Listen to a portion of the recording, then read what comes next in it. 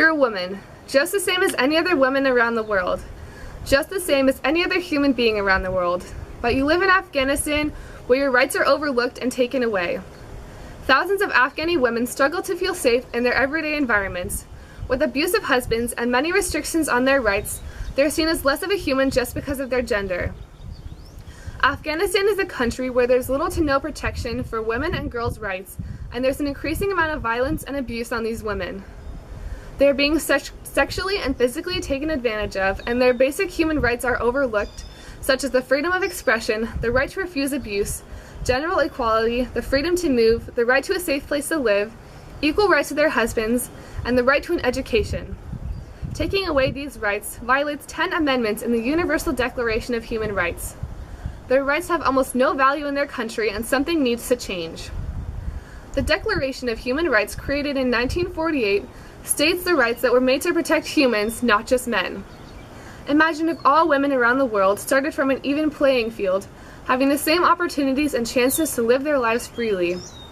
They would have an equal chance at a fair pay for the career they want to pursue, living the way they want to live, not the way their society is forcing them to live. The first steps would be to implement programs that would provide chances for women to specialize their careers and pursue what they want to do. But this won't be possible unless the men and families learn and understand what needs to change and why. Women's rights were an issue even before the Taliban took over in 2001 because it's part of their cultural heritage that women are modest to bring respect upon the family. Women were and still are considered property. They have been forced to be women in the sense that they are meant to stay home, care for the children, and cook. They are forbidden from leaving the house without a male escort, also known as a marham, since they are considered objects. They are also not allowed an education, resulting in the shocking statistic that 85% of women are illiterate. Women are often beaten to death or condemned in public if they are not fully covered by a burqa and show too much flesh, as they are required to be modest. An 18-year-old girl, Aisha, had her nose and ears cut off because she ran away to escape her husband's abuse. Her family did nothing to help her because when a daughter runs away from her husband, it brings shame to the family. The most extreme ways of dealing with shame is for the father to kill the girl with his bare hands, which is seen as an honorable action. The fact that these girls live with their husband's extended family often results in them being treated like servants or slaves. The general idea in Afghanistan since the beginning of their civilization is that men have power over women, and women need to be submissive to their husbands. There need to be more nonprofit organizations that provide aid to the women when they need support, a safe place to stay, or just a place to build relationships.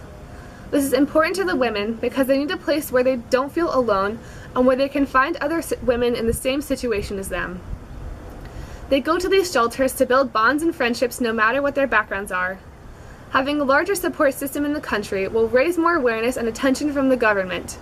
It could also attract the attention of foreign powers that may provide a helping hand.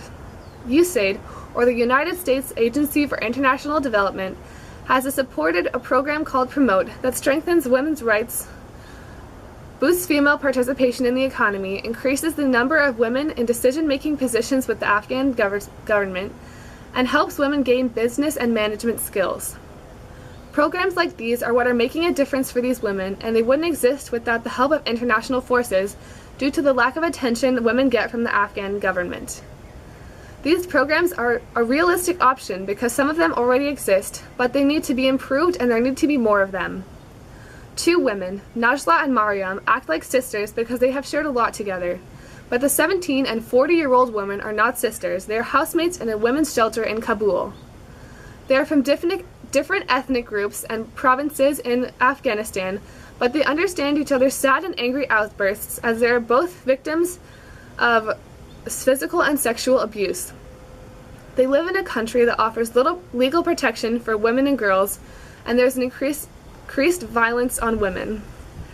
Forced to live in a shelter because their homes are not safe, women like Najla and Mariam could have so much of a future if it wasn't for the constrictions on their education and lifestyle.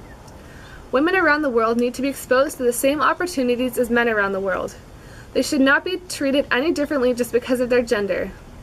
Women need to be surrounded by people who love and care for them and want to support their life paths. Living in a culture where you're forced to be someone you don't want to be can have a serious toll on your life. No woman wants to be treated badly by her husband or family members, but they also don't deserve it. They shouldn't be condemned for standing up for their rights, but rather they should be applauded.